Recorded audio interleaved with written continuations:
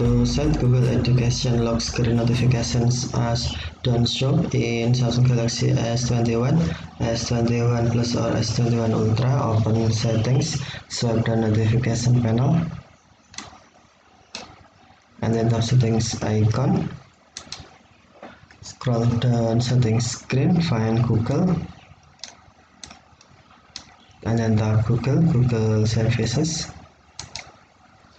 Scroll down screen and then tap Settings for Google Apps. Tap Search Assistant and Voice, and then select Notifications. Tap Notifications,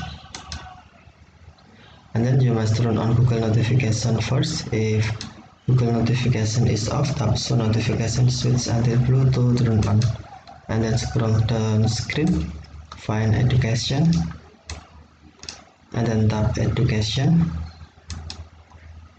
select lock screen, and then select done show notifications. Now Google Education lock screen notification set as done show notifications.